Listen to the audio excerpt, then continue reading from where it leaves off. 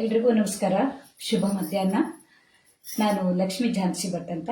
ನಮ್ಮೂರು ಹೊನ್ನಾವರ ಕರ್ಕಿ, ಇರೋದು ಬೆಂಗಳೂರಿನಲ್ಲಿ. ನಾನಿವತ್ತು ಅಮೂಲ್ ಕನ್ನಡ ಪೇಜ್ನಲ್ಲಿ ಲೈವ್ ಆಗಿ ಅಮೂಲ್ ಪ್ರಾಡಕ್ಟನ್ನು ಉಪಯೋಗಿಸಿ ಒಂದು ಬಂಗಾಳಿ ಡಿಶನ್ನು ಮಾಡ್ತಾ ಇದ್ದೀನಿ. ಅದನ್ನು ನನ್ನದೇ ಆದ ರೀತಿಯಲ್ಲಿ ಮಾಡಿ ತೋರಿಸ್ತಾ ಇದ್ದೀನಿ. ತುಂಬ ರುಚಿಯಾಗಿ ಬರುತ್ತೆ ಅಂತ ಇದನ್ನು ಕೆಲವೊಂದು ಮಾರ್ಪಾಟುಗಳನ್ನು ಮಾಡಿ ನಾನು ಮಾಡ್ತಾ ಇರುವಂಥದ್ದು. ನಾನು ಮಾಡ್ತಾ ಇರುವ ಡಿಶ್ನ ಹೆಸರು ಪನೀರ್ ಪತೂರಿ ಅಥವಾ ಪತೋರಿ. ಅದು ಬಂಗಾಳಿಯಲ್ಲಿ ಕರೆಯೋದು, ಅಂದರೆ ಬಾಳೆ ಎಲೆಯನ್ನು ಉಪಯೋಗಿಸಿ ಮಾಡೋದಕ್ಕೆ ಆ ಹೆಸರು ಬಂದಿದೆ. ಅದಕ್ಕಾಗಿ ನಾನಿಲ್ಲಿ ಅಮೂಲ್ ಪ್ರಾಡಕ್ಟನ್ನು, ಅಮೂಲ್ ಮೊಸರು, ಅಮೂಲ್ ಹಾಲನ್ನು ತಗೊಂಡಿದ್ದೀನಿ, ಅಥವಾ ಅಮೂಲ್ ಪನ್ನೀರನ್ನು ತಗೋಬಹುದು. ನಾನು ಅಮೂಲ್ ಪನ್ನೀರ್ ಬದಲಿಗೆ ನಾನೇ ಪನ್ನೀರನ್ನು ಮಾಡಿರೋದಂದ್ರೆ ಅಮೂಲ್ ಹಾಲನ್ನು ತಗೊಂಡಿದ್ದೀನಿ. ಹಾಗೆ ಅನ್ನದ ಜೊತೆ ಊಟ ಮಾಡೋಕೆ ಅಂತ ಅಮೂಲ್ ಸೋನಾ ಮಸೂರಿ ಅಕ್ಕಿಯನ್ನು ತಗೊಂಡಿದ್ದೀನಿ. ಹಾಗೆ ಅದಕ್ಕೆ ಅಮೂಲ್ ತುಪ್ಪವನ್ನು ಬಳಸ್ತಾ ಇದ್ದೀನಿ. ಅವರು ಸಾಸಿವೆ ಎಣ್ಣೆಯನ್ನು ಬಳಸ್ತಾರೆ. ಸಾಸಿವೆ ಎಣ್ಣೆ ಕೆಲವರಿಗೆ ರುಚಿಯಾಗಿರುವುದಿಲ್ಲ, ಹಾಗಾಗಿ ಅದರ ಬದಲಿಗೆ ನಾನು ಅಮೂಲ್ ತುಪ್ಪವನ್ನು ಉಪಯೋಗಿಸಿ ಮಾಡೋದು ಹೇಗೆ ಅಂತ ತೋರಿಸ್ತೀನಿ. ಸುಲಭವಾಗಿ ಮಾಡುವಂತಹದ್ದು, ಆದರೆ ಆರೋಗ್ಯಕರವಾಗಿರುತ್ತೆ. ಈರುಳ್ಳಿ ಬೆಳ್ಳುಳ್ಳಿ ಇಲ್ಲದೆ ಮಾಡುವಂತಹ ಈ ಪನೀರ್ ಪತೋರಿ ಅನ್ನದ ಜೊತೆಗೆ ಅಥವಾ ಚಪಾತಿ ಪರೋಟ ಜೊತೆಗೂ ತುಂಬಾ ಚೆನ್ನಾಗಿರುತ್ತೆ, ಅಥವಾ ಹಾಗೇನು ತಿನ್ಬಹುದು. ಅದನ್ನ ಮಾಡೋ ವಿಧಾನವನ್ನ ತೋರಿಸ್ತೀನಿ. ಅದಕ್ಕೆ ಮೇನ್ ಇಂಗ್ರೀಡಿಯೆಂಟ್ಸ್ ಆಗಿ ಪನೀರ್ ಅಂತೂ ಆಯ್ತಲ್ಲ, ಹಾಗೆ ಅದಕ್ಕೆ ಸಾಸಿವೆ ಬೇಕು. ಬಿಳೆ ಸಾಸಿವೆ ಆದ್ರೆ ಇನ್ನೂ ಚೆನ್ನಾಗಿರುತ್ತೆ. ಅದನ್ನ ಸ್ವಲ್ಪ ನೀರಲ್ಲಿ ಒಂದು 10 ನಿಮಿಷ ನೆನೆಸಿಟ್ಕೋಬೇಕು. ಹಾಗೆ ಗಸಗಸೆ ಬೇಕು. ಬಂಗಾಳಿ ಡಿಶ್ನಲ್ಲಿ ಗಸಗಸೆ ತುಂಬಾ ಇರುತ್ತೆ. ಮತ್ತೆ ನಾನು ಗೋಡಂಬಿಯನ್ನು ನೆನೆಸಿಟ್ಕೊಂಡಿದ್ದೀನಿ. ಸ್ವಲ್ಪ ಕಾಯಿ ತುರಿಬೇಕು ಖಾರಕ್ಕಾಗಿ. ಹಸಿಮೆಣಸು ಮತ್ತೆ ಮೊಸರನ್ನ ಹಾಕಿ ರುಬ್ಕೋಬೇಕು. ಇದನ್ನ ರುಬ್ಬೋದು ತೋರಿಸ್ತೀನಿ ಈಗ. ಇದಕ್ಕೆ ಪುಷ್ಪಲತಾ ಅವರು ಹಾಯ್ ಝಾನ್ಸಿ. ಪುಷ್ಪಲತಾ ಅವರಿಗೆ ಥ್ಯಾಂಕ್ ಯು. ನೋಡಿ, ಇದು ಸಾಸಿವೆಯನ್ನ ಬಿಳೆ ಸಾಸಿವೆ ಆದ್ರೆ ಚೆನ್ನಾಗಿರುತ್ತೆ. ನನ್ನಲ್ಲಿ ಬಿಳೆ ಸಾಸಿವೆ ತಂದದ್ದಿಲ್ಲ ಅಂತ ನಾನು ಈ ಕಪ್ಪು ಸಾಸಿವೆಯನ್ನೇ ಉಪಯೋಗಿಸಿದ್ದೀನಿ. ಇದಕ್ಕೆ ಮೇನ್ ಪರಿಮಳನೇ ಸಾಸಿವೆ ಇರುತ್ತೆ, ತುಂಬಾ ಚೆನ್ನಾಗಿರುತ್ತೆ. ನಾವು ಹಾಗೆ ಪನ್ನೀರನ್ನ ಉಪಯೋಗಿಸೋ ಬದಲಿಗೆ ಇದು ಒಂಥರ ಡಿಫ್ರೆಂಟ್ ಆಗಿರುತ್ತೆ. ಹಾಗೆ ಗಸಗಸೆಯನ್ನ ಹಾಕ್ತಾ ಇದ್ದೀನಿ. ಗಸಗಸೆಯನ್ನು ಸಹ ಸ್ವಲ್ಪ ನೀರಿನಲ್ಲಿ ನೆನೆಸಿಟ್ಕೊಂಡ್ರೆ ರುಬ್ಬೋಕ್ಕೂ ಚೆನ್ನಾಗಿರುತ್ತೆ, ರುಚಿನೂ ಸ್ವಲ್ಪ ಭಿನ್ನವಾಗಿರುತ್ತೆ. ಒಬ್ಬೊಬ್ರು ಒಂದೊಂದು ರೀತಿಯಲ್ಲಿ ಮಾಡ್ತಾರೆ. ನಾನು ಕೆಲವೊಂದು ಡಿಶ್ನಲ್ಲಿ ಈ ರೀತಿ ಮಾಡಿದ್ದನ್ನ ನೋಡಿದ್ದೀನಿ. ಹಾಗೆ ನನ್ನ ಅಕ್ಕನ ಮಗಳು ಯಾವಾಗ್ಲೂ ಇದನ್ನ ಮಾಡ್ತಾ ಇರ್ತಾಳೆ. ತುಂಬಾ ರುಚಿಯಾಗಿತ್ತು. ನಾನು ಸಾಸಿವೆ ಎಣ್ಣೆ ಬದಲಿಗೆ ಅಮೂಲ್ ತುಪ್ಪವನ್ನ ಉಪಯೋಗಿಸ್ತಾ ಇದ್ದೀನಿ. ಹಾಗೆ ಗೋಡಂಬಿಯನ್ನು ಹಾಕೊಳ್ಳೋಣ. ಇದು ಒಂಥರ ಚಟ್ನಿ ತರನೇ ಇರುತ್ತೆ. ಇದಕ್ಕೆ ಸ್ವಲ್ಪ ಕಾಯಿ ತುರಿಬೇಕು. ಇವೆಲ್ಲವನ್ನ ಹಾಕಿ ನಮ್ಗೆ ಖಾರಕ್ಕೆ ಹಸಿಮೆಣಸು ಎಷ್ಟು ಬೇಕೋ ನೋಡ್ಕೊಂಡು ಹಸಿಮೆಣಸನ್ನ ಹಾಕೊಂಡ್ರಾಯ್ತು. ನಾನಿಲ್ಲಿ ಒಂದು ಹಸಿಮೆಣಸನ್ನ ಹಾಕ್ತೀನಿ. ಹಾಗೆ ಇದಕ್ಕೆ ರುಚಿಗೆ ತಕ್ಕಷ್ಟು ಉಪ್ಪು. ನಾವು ಚಟ್ನಿ ತರ ಮಾಡಿದಾಗೆ ಹಸಿ ಸಾಸಿವೆ ಪರಿಮಳ ಇರುತ್ತೆ, ತುಂಬಾ ರುಚಿಯಾಗಿರುತ್ತೆ. ಹಾಗೆ ಇದಕ್ಕೆ ಮೊಸರನ್ನ ಹಾಕಬೇಕು. ಅಮೂಲ್ ಗಟ್ಟಿ ಮೊಸರನ್ನ ತಗೊಂಡಿದ್ದೀನಿ. ಮೊಸರನ್ನ ಹಾಕಿ ನುಣ್ಣಗೆ ರುಬ್ಕೋಬೇಕು. ತುಂಬಾ ತೆಳುವಾಗಿಯೂ ಅಲ್ಲ, ತುಂಬಾ ದಪ್ಪನಾಗಿಯೂ ಅಲ್ಲ, ಚಟ್ನಿ ತರ ಅಂದ್ರೆ ಪನೀರ್ಗೆ ಕೋಟ್ ಆಗೋ ಹಾಗೆ ಮಾಡ್ಕೋಬೇಕಾಗುತ್ತೆ. ಇದನ್ನ ನುಣ್ಣಗೆ ರುಬ್ಕೋಬೇಕು. ಇವತ್ತು ನಮ್ಮಲ್ಲಿ ಪವರ್ ಕಟ್ ಇರೋದ್ರಿಂದ ಈ ಸ್ವಿಚ್ ನಲ್ಲಿ ಆಗ್ತಾ ಇಲ್ಲ, ಆ ಕಡೆ ಸ್ವಿಚ್ ನಲ್ಲಿ ರುಬ್ಕೋ ಬರ್ತೀನಿ.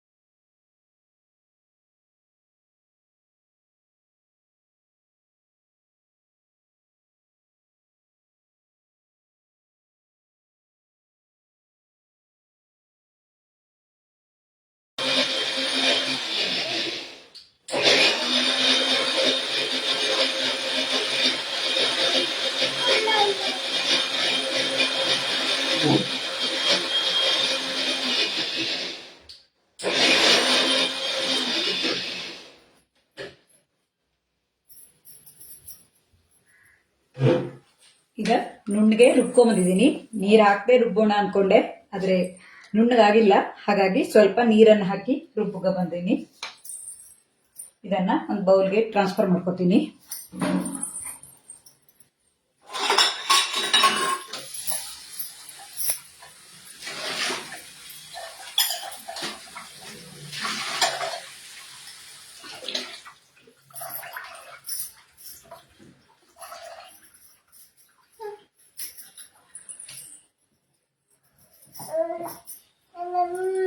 ಇದನ್ನ ಒಂದು ಬೌಲ್ಗೆ ಹಾಕೊಳ್ಳೋಣ. ಸಾಸಿವೆ ಪರಿಮಳ ಇರೋದ್ರಿಂದ ತುಂಬಾ ಭಿನ್ನವಾಗಿರುತ್ತೆ. ನೀವು ಒಮ್ಮೆ ಮಾಡಿ ನೋಡಿ. ನಿಮ್ಗೆ ಖಾರ ಜಾಸ್ತಿ ಬೇಕು ಅಂದ್ರೆ ಹಸಿಮೆಣಸನ್ನ ಹಾಕೋಬಹುದು. ಇದನ್ನ ಈರುಳ್ಳಿ ಬೆಳ್ಳುಳ್ಳಿ ಇಲ್ಲದೆ ಮಾಡೋದನ್ನ ತೋರಿಸ್ತಾ ಇದ್ದೀನಿ. ಹಾಗೆ ಇದಕ್ಕೆ ಕೊತ್ತಂಬರಿ ಸೊಪ್ಪು ಪುದೀನ ಹಾಕಿಯೂ ಮಾಡ್ತಾರೆ, ಆದ್ರೆ ಕೆಲವರಿಗೆ ಕೊತ್ತಂಬರಿ ಸೊಪ್ಪು ಸೇರೋದಿಲ್ಲ. ಹಾಗಾಗಿ ನಾನು ಕೊತ್ತಂಬರಿ ಸೊಪ್ಪು ಹಾಕದೇನೆ ಮಾಡೋದು ಹೇಗೆ ಅಂತ ತೋರಿಸ್ತಾ ಇದ್ದೀನಿ.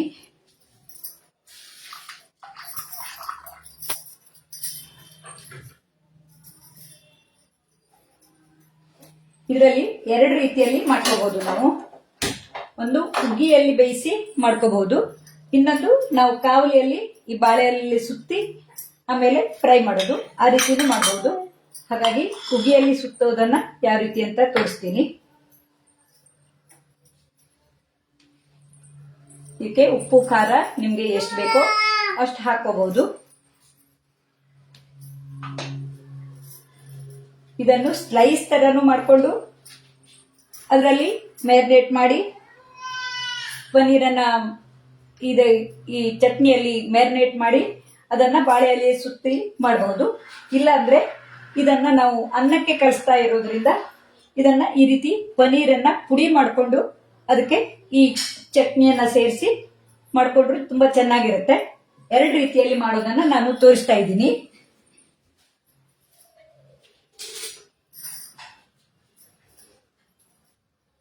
ಇದನ್ನ ಈ ಚಟ್ನಿಗೆ ಉಪ್ಪು ಖಾರ ಸರಿ ಇದೆ.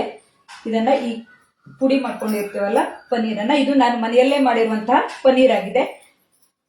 ಪನ್ನೀರ್ ತಂದಿದ್ದು ಖಾಲಿಯಾಗಿತ್ತು, ಹಾಗಾಗಿ ಹಾಲನ್ನ ಲಿಂಬು ರಸ ಹಾಕಿ ಅದನ್ನ ಒಡೆದು ಆಮೇಲೆ ನೀರನ್ನ ಸೋಸಿ ಮಾಡಿರುವಂತ ಪನ್ನೀರ್ ಆಗಿದೆ ಇದು. ಇದಕ್ಕೆ ಈ ಚಟ್ನಿಯನ್ನ ಹಾಕಿ ಚೆನ್ನಾಗಿ ಕಲಿಸ್ಕೋಬೇಕು. ಸಾಸಿವೆ ಪರಿಮಳ ಇರೋದ್ರಿಂದ ಭಿನ್ನವಾಗಿರುತ್ತೆ. ನೀವು ಒಮ್ಮೆ ಮಾಡಿ ನೋಡಿ, ತುಂಬಾ ರುಚಿಯಾಗಿತ್ತು. ನನ್ನ ಅಕ್ಕನ ಮಗಳ ಮನೆ ಹೋದಾಗ ತುಂಬಾ ಸಲ ಮಾಡ್ತಿದ್ಲು, ಆದ್ರೆ ಅವಳು ಸಾಸಿವೆ ಎಣ್ಣೆಯನ್ನ ಉಪಯೋಗಿಸ್ತಿದ್ಲು. ನಾನಿಲ್ಲಿ ಅಮೂಲ್ ಘೀಯನ್ನ ಉಪಯೋಗಿಸಿ ಮಾಡಿ ತೋರಿಸ್ತಾ ಇದ್ದೀನಿ. ಸಾಸಿವೆ ಎಣ್ಣೆಯಲ್ಲಿ ಇನ್ನೊಂಚೂರು ಬೇರೆ ರೀತಿ ಬರುತ್ತೆ. ಯಾವುದೇ ಅಡುಗೆಯನ್ನ ನಮ್ಮಲ್ಲಿ ಲಭ್ಯವಿರುವಂತ ಸಾಮಗ್ರಿಗಳನ್ನ ಉಪಯೋಗಿಸಿ ಮಾಡಿದಾಗ ಅದರ ರುಚಿಯು ಸ್ವಲ್ಪ ಭಿನ್ನವಾಗಿರುತ್ತೆ. ಆದ್ರೆ ಅದಕ್ಕೆ ನಾವು ಬಂಗಾಳಿ ಡಿಶ್ ಅಂತ ಹೇಳೋಕೆ ಸರಿಯಾಗೋಲ್ಲೇನೋ.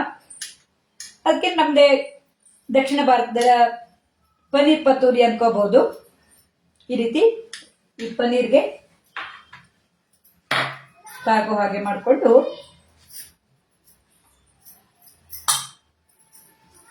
ನಮ್ಮ ಅಡುಗೆ ಮನೆ ಚಿಕ್ಕದಾಗಿರೋದ್ರಿಂದ ತೋರ್ಸೋಕ್ಕೂ ತುಂಬಾ ಜಾಗ ಇಲ್ಲ.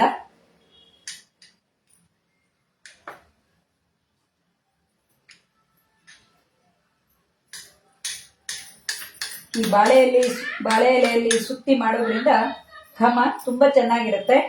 ಕಾಣಿಸ್ತಾ ಇರ್ಬೇಕಲ್ವಾ? ಕಾಣಿಸ್ತಾ ಇರ್ಬೇಕು ಅನ್ಕೊಂಡಿದೀನಿ.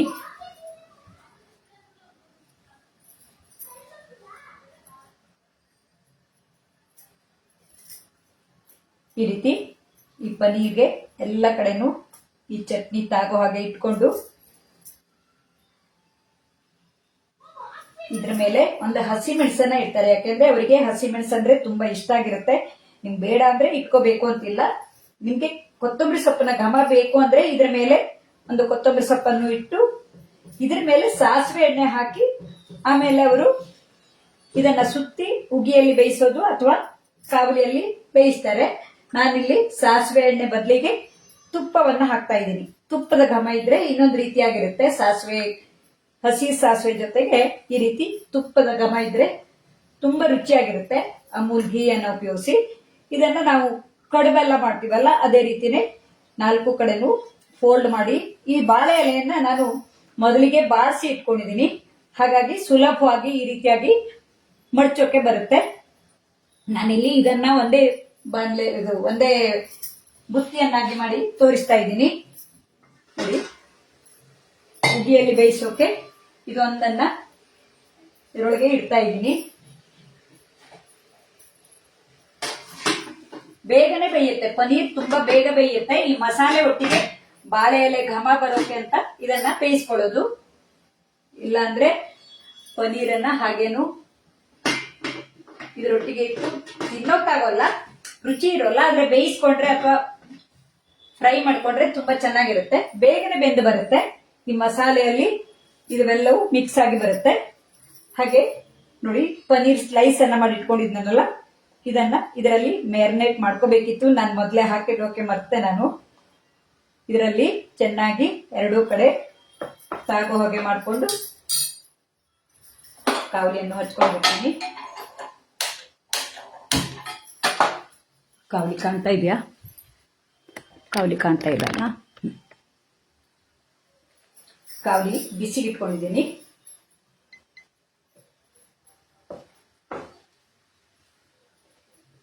ಇದಕ್ಕೆ ನೋಡಿ, ಈ ಪನೀರ್ಗೆ ಎರಡೂ ಕಡೆ ಈ ಚಟ್ನಿ ಕೋಟ್ ಆಗ ಹಾಗೆ ಮಾಡಿಕೊಂಡು, ಇದು ದೊಡ್ಡ ದೊಡ್ಡ ಸ್ಲೈಸು ತಗೋಬಹುದು. ನಾನಿಲ್ಲಿ ಮನೆಯಲ್ಲೇ ಮಾಡಿರೋ ಪನೀರ್ ಆಗಿರೋದ್ರಿಂದ ರೌಂಡ್ ಆಗಿತ್ತು. ಅದ್ರ ಮೇಲೆ ಇನ್ನೊಂದು ಇಟ್ಬಿಡ್ತೀನಿ, ಯಾಕೆಂದ್ರೆ ತುಂಬಾ ಚಿಕ್ಕದಾಗಿರುತ್ತೆ. ನಾವು ಬೇಯಿಸುವಾಗ ಸ್ವಲ್ಪ ಜಾಸ್ತಿನೇ ಇದ್ರೆ ಈ ಚಟ್ನಿ ಎಲ್ಲ ಇದಕ್ಕೆಲ್ಲ ತಾಗೋಕೆ ತುಂಬಾ ಚೆನ್ನಾಗಿರುತ್ತೆ. ಇದನ್ನ ಹೀಗೆ ಫೋಲ್ಡ್ ಮಾಡಿ, ಬೇಕಿದ್ರೆ ಇದು ಬಿಚ್ಚದೇ ಇದ್ದಂಗೆ ಇದಕ್ಕೆ ಒಂದು ಗಂಟು ಹಾಕೋಬಹುದು ಸುತ್ತೋಕೆ. ಯಾರ್ಯಾರು ಲೈವ್ ಬಂದಿದ್ದೀರೋ ಅವರಿಗೆಲ್ಲ ಥ್ಯಾಂಕ್ ಯು ಹೇಳ್ತೀನಿ. ಇವತ್ತು ನಮ್ಮನೆಯವ್ರಿಗೆ ಸ್ವಲ್ಪ ಆರಾಮಿಲ್ಲದೆ ಇರೋದ್ರಿಂದ ನಾನು ಸ್ಟ್ಯಾಂಡ್ ಅನ್ನ ಇಟ್ಕೊಂಡು ಮಾಡಿ ತೋರಿಸ್ತಾ ಇದ್ದೀನಿ. ಯಾರಾದ್ರೂ ಲೈವ್ ಬಂದ್ರೆ ಗೊತ್ತಾಗೋಲ್ಲ. ಇದು ಬಿಚ್ಚದೇ ಇರೋ ತರ ನಾವು ಈ ರೀತಿ ಒಂದು ಗಂಟು ಹಾಕೋಬಹುದು. ಬಿಚ್ಚೋಲ್ಲ, ಆದ್ರೂ ಒಂದು ಗಂಟು ಹಾಕೊಂಡ್ರೆ ಚೆನ್ನಾಗಿರುತ್ತೆ. ಈ ರೀತಿ ರೆಡಿ ಮಾಡಿ ಇಟ್ಕೊಳ್ಳೋಣ. ಹಾಗೆ ಉಳಿದಿರೋ ಪನೀರನ್ನು ನಾವು ಈ ರೀತಿ ಎರಡೆರಡು ಸ್ಲೈಸ್ ಇಟ್ಕೊಳ್ಬೇಡೋಣ, ಯಾಕೆಂದ್ರೆ ನಾನು ಇಲ್ಲಿ ಚಿಕ್ಕ ಚಿಕ್ಕದಾಗಿ ಕತ್ತರಿಸ್ಕೊಂಡ್ಬಿಟ್ಟಿದ್ದೀನಿ. ಬೆಳಿಗ್ಗೆ ಗಡಿಬಿಡಿಯಲ್ಲಿ ಅಗಲ ಮಾಡಿಡೋಕೆ ಮರ್ತೆ. ನಾನು ಮನೆಯಲ್ಲೇ ಮಾಡಿರೋ ಪನೀರ್ ಆಗಿರೋದ್ರಿಂದ ಚಿಕ್ಕ ಚಿಕ್ಕದಾಗಿದೆ. ಸಾರಿ, ಇದ್ರ ಮೇಲೆ ಅದೇ ಮೊದಲೇ ಹೇಳಿದಾಗೆ ಹಸಿ ಮೆಣಸನ್ನ ಇಟ್ಟು ಕೊತ್ತಂಬರಿ ಸೊಪ್ಪು ಅಥವಾ ಹಾಗೇನೆ ಸಾಸಿವೆ ಎಣ್ಣೆ ಅಥವಾ ತುಪ್ಪವನ್ನ ಹಾಕಿ ಬೇಯಿಸೋಕಿಡ್ಬೇಕು. ಮೊದಲಿಂದಕ್ಕೆ ನಾನು ಹಾಕೇ ಇಲ್ಲ. ಈ ರೀತಿ ಹಾಕಿ ಫೋಲ್ಡ್ ಮಾಡಿ, ಈ ರೀತಿ ಮಾಡೋದ್ರಿಂದ ಘಮ ಜಾಸ್ತಿ ಬರುತ್ತೆ ಅಂತ. ಇದಕ್ಕೆ ನಾನು ಸ್ವಲ್ಪ ತುಪ್ಪ ಅಥವಾ ಸಾಸಿವೆ ಎಣ್ಣೆ ಹಾಕ್ಬೇಕಿತ್ತು. ಸಾಸಿವೆ ಎಣ್ಣೆ ಇದೆ, ಅಲ್ಲಿ ಇದೆ, ಆದ್ರೆ ನಾನು ಬೇಡ ಅಂತೇಳಿ ತುಪ್ಪವನ್ನೇ ಹಾಕಿ ತೋರಿಸ್ತಾ ಇದ್ದೀನಿ. ಹಸಿ ಮೆಣಸನ್ನು ಹಾಕೋಬಹುದು, ಯಾಕೆಂದ್ರೆ ಈ ಹಸಿ ಮೆಣಸಿನ ಪರಿಮಳನು ಬಂದಿರುತ್ತೆ. ನಾವು ಬಿಸಿ ಮಾಡುವಾಗ ಹಸಿ ಮೆಣಸಿನ ಪರಿಮಳ ಬರುತ್ತೆ. ನಿಮ್ಗೆ ಕೊತ್ತಂಬರಿ ಸೊಪ್ಪು ಬೇಡ ಅಂದ್ರೆ ಹಾಕೊಳ್ಳದೇನು ಇರಬಹುದು. ರುಬ್ಬುವಾಗ ಹಾಕಿದ್ರು ಅದು ಬೇರೆ ರೀತಿಯ ರುಚಿ ಕೊಡುತ್ತೆ. ಇದು ಸಿಂಪಲ್ ಆಗಿ ಮಾಡಿರುವಂತದ್ದು.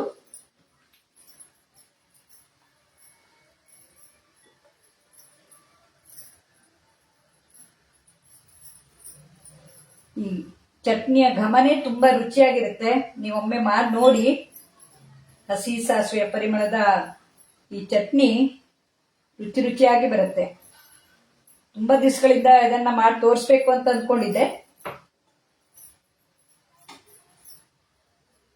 ಹಸಿ ಮೆಣಸನ್ನ ಈ ರೀತಿ ಹಾಕೋದ್ರಿಂದ ಈ ಹಸಿ ಮೆಣಸಿನ ಪರಿಮಳನು ಬಿಟ್ಕೊಳ್ಳುತ್ತೆ, ಖಾರನೂ ಆಗಿ ಬರುತ್ತೆ, ರುಚಿಯಾಗಿರುತ್ತೆ ಅಂತ. ದೊಡ್ಡ ದೊಡ್ಡ ಸ್ಲೈಸ್ ಆದ್ರೆ ನಾವು ಪೊಟ್ನ ಇನ್ನೊಂದು ಸ್ವಲ್ಪ ದೊಡ್ಡದಾಗಿ ಬರುತ್ತೆ.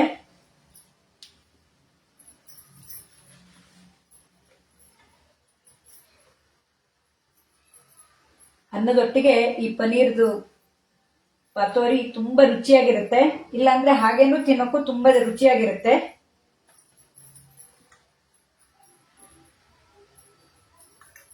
ಸಾಸಿವೆ ಎಣ್ಣೆ ಹಾಕಿದ್ರೆ ಇನ್ನು ಘಮ ಬೇರೆ. ನಾನಿಲ್ಲಿ ಪುಟ್ಟದಾಗಿರೋದ್ರಿಂದ ಚಿಕ್ಕ ಹಸಿಮೆಣಸನ್ನ ಹಾಕಿದ್ದೀನಿ. ಇಲ್ಲಾಂದ್ರೆ ದೊಡ್ಡದಾಗಿರೋ ಹಸಿಮೆಣಸನ್ನೇ ಹಾಕು ಬೇಯಿಸ್ಕೊಂಡ್ರು ತುಂಬಾ ಚೆನ್ನಾಗಿರುತ್ತೆ. ಈ ರೀತಿ ಫೋಲ್ಡ್ ಮಾಡ್ಕೋಬೇಕು. ನಾನಿಲ್ಲಿ 4 ಪನ್ನೀರ್ನ ಪೊಟ್ಟಣವನ್ನ ಮಾಡ್ಕೊಂಡಿದ್ದೀನಿ. ಇದಕ್ಕೆ ಏನ್ ಮಾಡ್ತಾರೆ ಅಂದ್ರೆ ಸಾಸಿವೆ ಎಣ್ಣೆಯನ್ನ ಹಾಕ್ತಾರೆ ಈ ಕಾವಲಿಗೆ. ಈ ದೋಸೆ ಕಾವಲಿ ಅಂತೀವಲ್ಲ, ಬಾಂಡ್ಲೆ ಕಾವಲಿ ಏನ್ ಹೇಳ್ತೀರ ನಾವು, ದೋಸೆ ಬಂಡಿ ಅನ್ನೋದು. ಇದಕ್ಕೆ ತುಪ್ಪವನ್ನ ಹಾಕಿ ಮಾಡಿ ತೋರಿಸ್ತಾ ಇದ್ದೀನಿ. ಇದ್ರ ಬದಲಿಗೆ ನಾವು ಸಾಸಿವೆ ಎಣ್ಣೆ ಹಾಕಿದ್ರೆ ಸಾಸಿವೆ ಎಣ್ಣೆ ಘಮ ಆಗಿರುತ್ತೆ. ನನಗೂ ಮೊದಲೇ ಎಲ್ಲ ಈಗ ಅನಿಸ್ತಿತ್ತು, ನಾವು ಈ ತುಪ್ಪ ಹಾಕಿದ್ರೆ ಬಾಳೆ ಎಲೆ ನಾವೇನು ತಿನ್ನೋದಿಲ್ಲ, ಇದೇನ್ ಚೆನ್ನಾಗಿರುತ್ತೆ ಅಂತ. ಆದ್ರೆ ಈ ಬಾಳೆ ಎಲೆ ಎಣ್ಣೆ ಅಥವಾ ತುಪ್ಪದಲ್ಲಿ ಬೇಯಿಸಿದ ಘಮ ಭಿನ್ನವಾಗಿರುತ್ತೆ. ಹಾಗಾಗಿ ಈ ರೀತಿ ಎಣ್ಣೆ ಅಥವಾ ತುಪ್ಪವನ್ನು ಹಾಕಬೇಕು.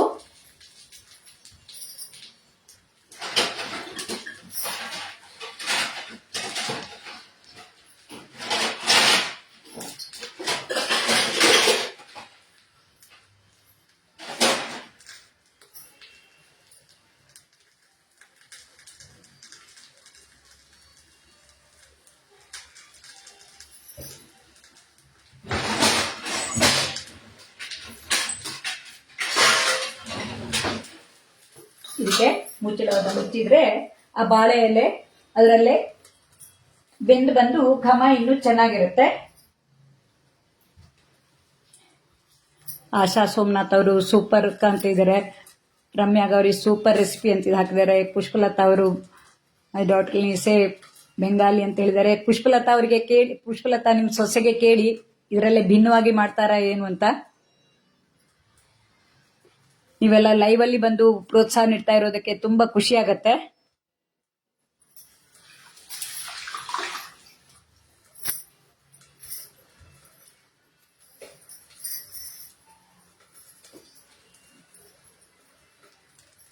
ಇದು ಈ ಉಗಿಯಲ್ಲೇ ಬೆಂದು ಬರಬೇಕು. ನಾವು ಎಣ್ಣೆ ಅಥವಾ ತುಪ್ಪ ಹಾಕಿರ್ತೀವಲ್ಲ ಅದರಲ್ಲಿ ಬೆಂದು ಬರಬೇಕು. ಈ ಉಗಿಯಲ್ಲಿ ಬೇಯಿಸ್ತಾ ಇರೋದು ಬೆಂದಿರುತ್ತೆ. ಯಾಕೆಂದ್ರೆ ನಾವು ಇಲ್ಲಿ ಸ್ವಲ್ಪನೇ ಮಾಡ್ತಾ ಇರೋದು. ಮತ್ತೆ ಪನ್ನೀರ್ ತುಂಬಾ ಬೇಯಬೇಕು ಅಂತೇನಿಲ್ಲ, ಈ ಮಸಾಲೆ ಮಾತ್ರ ಸ್ವಲ್ಪ ಹಸಿ ವಾಸನೆ ಹೋಗೋ ತನಕ ಬೇಯಿಸ್ಕೊಂಡ್ರೆ ಸಾಕಾಗತ್ತೆ. ಇದನ್ನ ಸಣ್ಣ ಉರಿಯಲ್ಲಿ ನೋಡಿ ಈ ರೀತಿ ಮಾಡ್ಕೊಂಡು ಎರಡೂ ಕಡೆ ಕೆಂಪಗಾಗಿ ಘಮ ಬರೋ ತನಕ ನಾವು ಬೇಯಿಸ್ಕೋಬೇಕು. ಮೊದಲಿಗೆ ಹೇಳಿದಾಗೆ ಇದಕ್ಕೆ ಸಾಸಿವೆ ಎಣ್ಣೆ ಹಾಕಿದ್ರೆ ಘಮ ಬೇರೆ ಇರುತ್ತೆ. ನಾನಿಲ್ಲಿ ಅಮೂಲ್ ಪ್ರಾಡಕ್ಟ್ ಅನ್ನು ಉಪಯೋಗಿಸಬೇಕು ಅಂತ ಈ ರೀತಿಯಾಗಿ ಮಾಡ್ತಾ ಇದ್ದೀನಿ. ಸಣ್ಣ ಉರಿಯಲ್ಲಿ ಈ ರೀತಿ ಮಾಡ್ಕೋಬೇಕು. ಬಂಗಾಳಿ ಡಿಶ್ ನಲ್ಲಿ ಗಸಗಸೆ ತುಂಬಾ ಉಪಯೋಗಿಸಿ ಈ ರೀತಿ ಡಿಶ್ ಗಳನ್ನ ಮಾಡ್ತಾ ಇರ್ತಾರೆ. ನಾನು ಮೊದಲ ರುಚಿ ನೋಡಿದ್ದು ನನ್ನ ಅಕ್ಕನ ಮಗಳು ವೀಣಾ ಅವರ ಮನೆಯಲ್ಲಿ. ನಾವೆಲ್ಲ ಸೇರಿದಾಗ 2 ಸಲ ಮಾಡಿದ್ಲು. ನಾನು ಇದನ್ನ ತೋರಿಸ್ಬೇಕು ಅಂತ ತುಂಬಾ ದಿನಗಳಿಂದ ಅನ್ಕೋತಾ ಇದ್ದೆ. ಇವತ್ತು ಆ ಸಮಯ ಕೂಡಿ ಬಂತು. ಅಮೂಲ್ ಕನ್ನಡ ಪೇಜ್ ನಲ್ಲಿ ಹೀಗೆ ನಮ್ಗೆ ಬೇಕಾದ ರೀತಿಯ ಅಡುಗೆಗಳನ್ನ ಮಾಡಿ ತೋರ್ಸೋಕೆ ಒಂದು ಅವಕಾಶ ಇದೆ.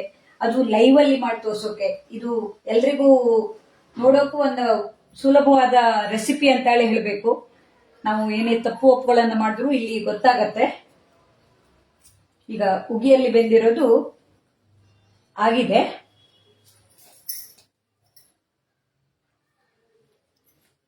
ನೀವೆಲ್ಲ ನೋಡ್ತಾ ಪ್ರೋತ್ಸಾಹ ನೀಡ್ತಾ ಇರೋದಕ್ಕೆ ತುಂಬಾ ಖುಷಿ ಆಗತ್ತೆ. ಒಮ್ಮೆ ಲೈವ್ ಅಲ್ಲಿ ನೋಡ್ಲಿಕ್ಕೆ ಸಾಧ್ಯವಾಗ್ಲಿಲ್ಲ ಅಂದ್ರೆ ಈ ವಿಡಿಯೋ ಹಾಗೆ ಇರುತ್ತೆ ಅಮೂಲ್ ಕನ್ನಡ ಪೇಜ್ ನಲ್ಲಿ. ಅದನ್ನ ಸಾಧ್ಯವಾದಾಗೆಲ್ಲ ನೋಡ್ಕೋಬಹುದು. ಇದರಿಂದ ಎಷ್ಟೋ ಅಡುಗೆಗಳನ್ನ ನಾವು ಕಲಿಯೋಕೆ ಅವಕಾಶ ಆಗಿದೆ. ಈ ಅಮೂಲ್ ಕನ್ನಡ ಪೇಜ್ ನಲ್ಲಿ ನಮ್ಗೆ ಲೈವ್ ಅಡುಗೆಯಲ್ಲಿ ದಿನಕ್ಕೂ 3-4 ಅಡುಗೆ ಬರುತ್ತೆ. ಇದೊಂದು ಅವಕಾಶ ಮಾಡಿಕೊಟ್ಟಿರೋ ಟೀಮ್ನವರಿಗೆ ಥ್ಯಾಂಕ್ಸ್ ಹೇಳಲೇಬೇಕು. ನಾನಂತೂ ಜನವರಿಯಿಂದ ಸೇರಿದ ನಂತರ ಒಂದು 10-15 ರೀತಿ ಡಿಶ್ ಅನ್ನ ಮಾಡಿದೀನಿ. ನಂಗಂತೂ ಖುಷಿ, ಯಾಕೆಂದ್ರೆ ನಮ್ಗೆ ಗೊತ್ತಿರೋ ಅಡುಗೆಯನ್ನ ಲೈವ್ ಅಲ್ಲಿ ಮಾಡಿ ತೋರಿಸ್ತಾ ಇರೋಕೆ ಎಲ್ರು ಇಷ್ಟು ದಿವಸ ಯೂಟ್ಯೂಬ್ ಅಲ್ಲಿ ಮಾಡ್ತಿದ್ಯಾ ಅಂತ ಹೇಳ್ತಾ ಇದ್ರು.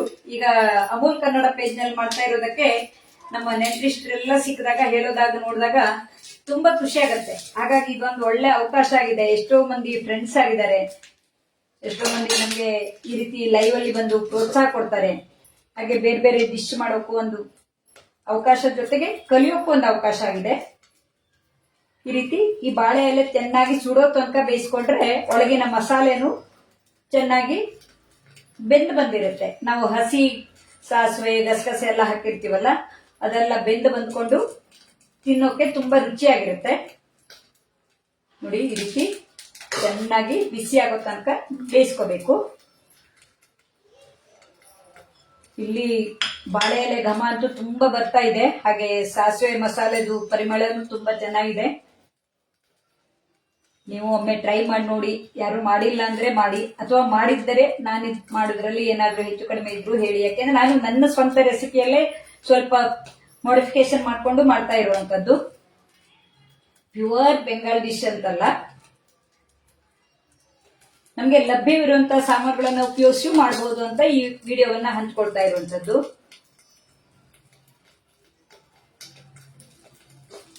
ಇದೀಗ ನೋಡಿ ಎರಡು ಕಡೆ ಕೆಂಪಗಾಗಿ ಬೆಂದು ಬಂದಿದೆ. ಮೊದಲು ಹೇಳಿದಾಗೆ ಪನೀರ್ ತುಂಬಾ ಬೇಯಬೇಕಂತೇನಿಲ್ಲ. ತುಂಬಾ ಬಾಳೆ ಎಲೆ ಸುಟ್ಟೋಗ್ಬಿಟ್ರೆ ಈ ಪನೀರ್ ಎಲ್ಲ ಹೊರಗಡೆ ಬಂದ್ಬಿಡುತ್ತೆ. ಯಾಕೆಂದ್ರೆ ಇದು ಒಂದ್ ಕಡೆ ಒಂದೇ ಪದರದಲ್ಲಿ ಇರುತ್ತಲ್ಲ ಬಾಳೆ ಎಲೆ. ತುಂಬಾ ಸುಟ್ಟೋಗ್ಬಿಟ್ರೆ ಈ ಮಸಾಲೆ ಎಲ್ಲ ಹೊರಗಡೆ ಬರೋ ಚಾನ್ಸ್ ಇರುತ್ತೆ. ಹಾಗಾಗಿ ತುಂಬಾ ಸುಡೋದು ಬೇಡ, ಹಾಗೆ ಬೇಗನೆ ತೆಗೆಯೋದು ಬೇಡ. ಈಗ ಸರಿಯಾದ ಸಮಯ ಆಗಿದೆ. ನೋಡಿ ಈ ರೀತಿ ಇವೆಲ್ಲ ಬೆಂದು ಬಂದಿದೆ.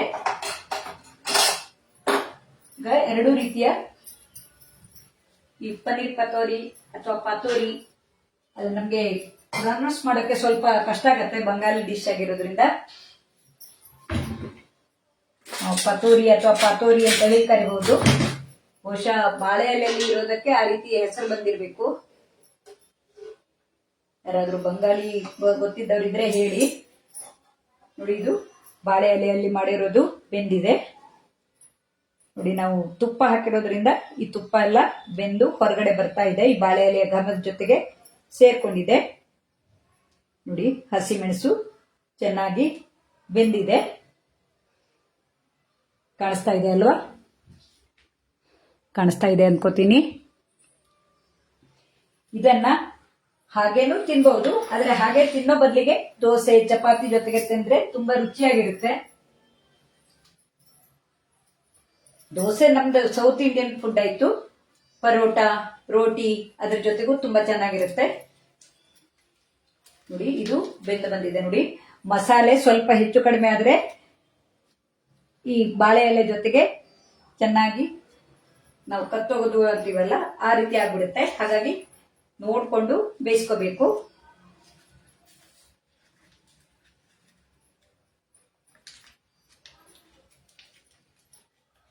ನೋಡಿ ಈ ರೀತಿ ಇರೋದನ್ನ ಅನ್ನದ ಜೊತೆಗೆ ಸರ್ವ್ ಮಾಡ್ಕೋಬೇಕು. ನಾನಿಲ್ಲಿ ಅಮೂಲ್ ಸೋನಾ ಮೊಸರಿಗೆ ಅನ್ನವನ್ನ ಮಾಡಿ ಇಟ್ಕೊಂಡಿದ್ದೀನಿ. ಅನ್ನದ ಜೊತೆಗೆ ತಿಂದ್ರೆ ತುಂಬಾ ರುಚಿಯಾಗಿರುತ್ತೆ. ಇಲ್ಲ ಅಂದ್ರೆ ಈ ಮಸಾಲೆ ಕಮ್ಮಿ ಹಾಕೊಂಡು ಹಾಗೇನೆ ಬಾಯಲ್ಲಿ ತಿಂದ್ರು ಅಂದ್ರೆ ಸ್ಪೂನ್ ಇಂದ ತಿಂದ್ರು ಚೆನ್ನಾಗಿರುತ್ತೆ.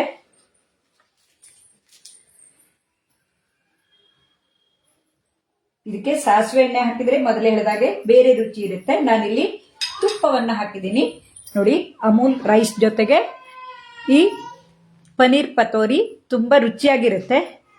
ಅನ್ನ ಮತ್ತೆ ಇದನ್ನ ಸೇರಿಸಿ ತಿನ್ನುವಂಥದ್ದು. ಅನ್ನ ಜೊತೆಗೆ ಕಲಿಸ್ಕೊಂಡ್ರೆ ತುಂಬಾ ರುಚಿಯಾಗಿ ಬರುತ್ತೆ. ಈ ರೀತಿ ತಿನ್ನೋಕೆ ರುಚಿಯಾಗಿರುತ್ತೆ. ಇದು ಪನೀರನ್ನ ಪುಡಿ ಪುಡಿಯಾಗಿ ಮಾಡಿರುವಂಥದ್ದು.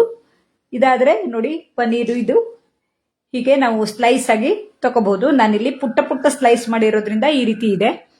ಕಾಣಿಸ್ತಾ ಇದೆ ಅಲ್ವಾ? ಈ ರೀತಿ ಪನೀರ್ ಪತೋರಿಯನ್ನ ನೀವು ಮಾಡಿ ನೋಡಿ. ಸುಲಭವಾಗಿ ಈರುಳ್ಳಿ ಬೆಳ್ಳುಳ್ಳಿ ಇಲ್ಲದೆ ಮಾಡುವಂತಹ ಈ ರೆಸಿಪಿ ನಿಮಗೂ ಖುಷಿಯಾಗಿರಬಹುದು.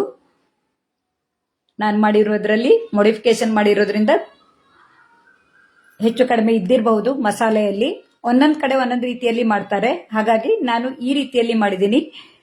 ಈ ವಿಡಿಯೋ ನಿಮಗೆ ಇಷ್ಟ ಆದರೆ ಲೈಕ್ ಮಾಡಿ, ಹಾಗೆ ನಿಮ್ಮ ಗೊತ್ತಿದ್ದವರಿಗೂ ಹೇಳಿ.